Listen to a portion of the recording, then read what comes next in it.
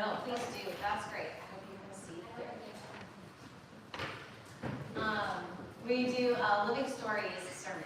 And so rather than reading the gospel in the regular narrative format, I tell it more as a story. And then together we engage with some questions and reflection. So this story today takes us to Luke 9. We're kind of jumping ahead. This is the last reading before we begin the cycle for Lent. So this is the story of the Transfiguration. Peter has just declared that Christ was sent from God, and Jesus has told his disciples, don't say anything. And he adds that the human one will be rejected, killed, and raised on the third day. So he's kind of left the disciples hanging with that. So our story picks up about 8 days later. Jesus walks to the mountaintop with Peter and James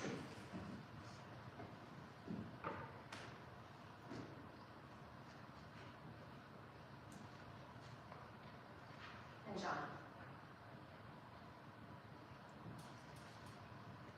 And as Jesus is up on the mountaintop praying, his face changes, the appearance changes, and his clothes flash white like lightning. Then two men, Moses and Elijah,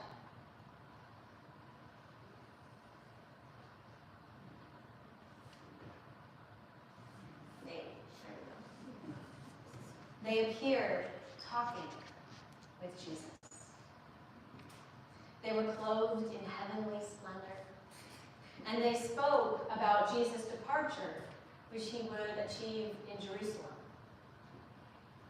Peter and those with him were almost overcome with sleep, but they managed to stay awake, and they saw Jesus in all his glory, as well as the two men with him. As the two men were about to leave, Peter says, Master, it is a good thing that we were here to see this. We should construct 3 shrines, one for you, one for Moses, and one for Elijah. But he didn't know what he was saying. Peter was still speaking when a cloud overshadowed them. As they entered the cloud, they were overcome with awe. And a voice spoke from the cloud, "This is my son, my chosen one. Listen to him." Even as the voice spoke, Jesus was found alone. They were speechless. And at the time, they told no one what they had seen. The Gospel of the Lord. Thanks be to God. So this story of the Transfiguration, seeing Jesus in his glory, flashing white, there's lots to wonder about with this story. I wonder about the setting of this story, why this story took place on a mountaintop. And I wonder why Jesus did not go alone to pray, as he does in many other points in the gospel. But this time, he took 3 disciples with him. I invite you to turn to a neighbor and maybe think about one of those 2 wonderings. Why does this take place on a mountain? why did Jesus bring his disciples instead of going alone to pray? Let's take a minute.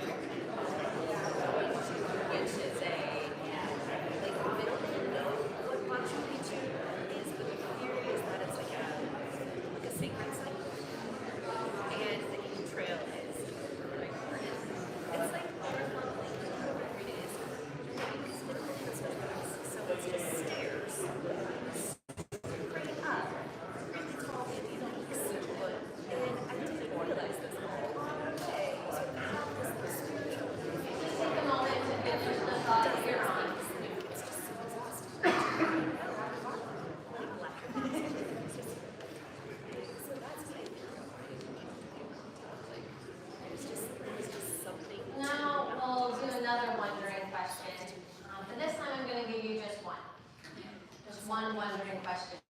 So I think there's a lot to this.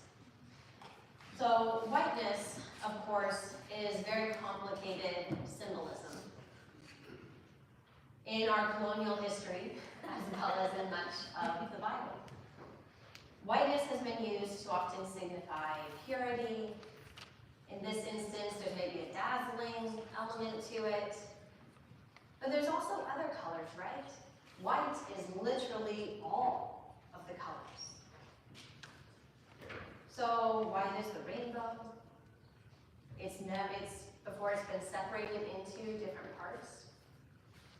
So I wonder what we can make of the meaning of the whiteness of Jesus' clothing, or the dazzlingness of his clothing. What language resonates with you? How does that language feel as you think about it and imagine that scene?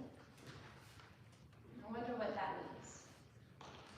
Go ahead, turn to your neighbor. Ask that question. How is whiteness perceived in this scene? And what does that mean for you?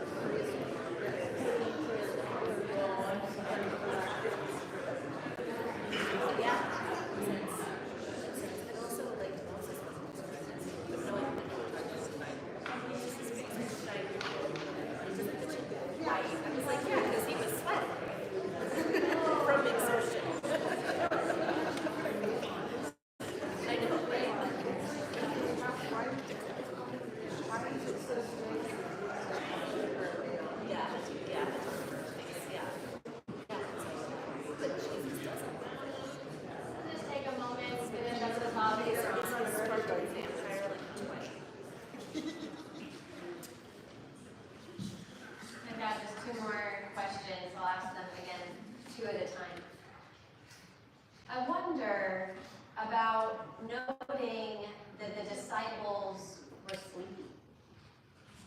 They could easily have given in to comfort, but they chose, even though it was probably hard, to stay awake.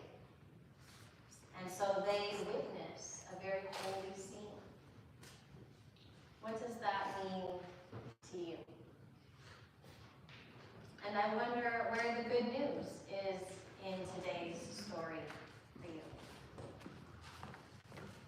Take a moment, either of those questions or both.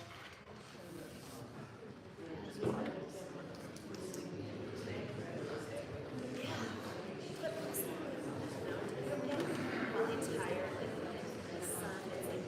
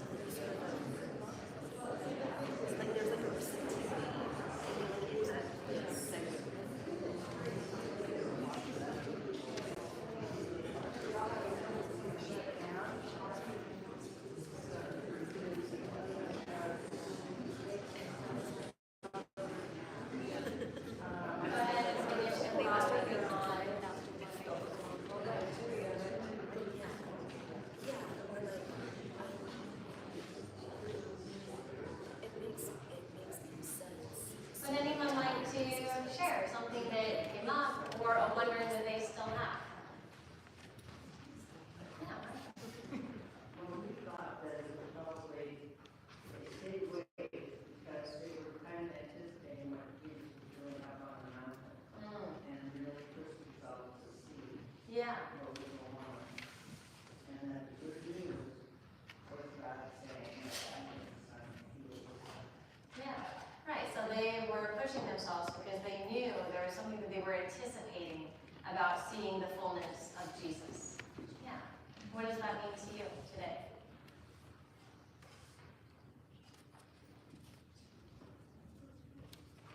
I think it just means that God is definitely that is the Son.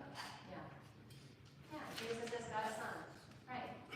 We know that. We have heard that. We can see that. Yeah. Anyone else? Something that in any of these conversations stood out to you, or maybe something we didn't talk about, you're still wondering?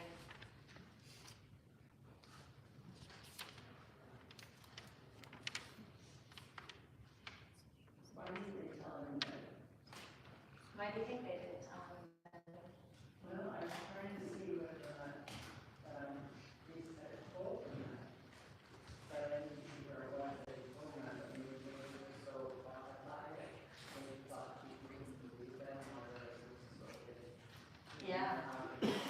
Right, right. I think that that's because it says they were speechless, right? And they couldn't tell anybody. Yeah, something so grand, so big had happened.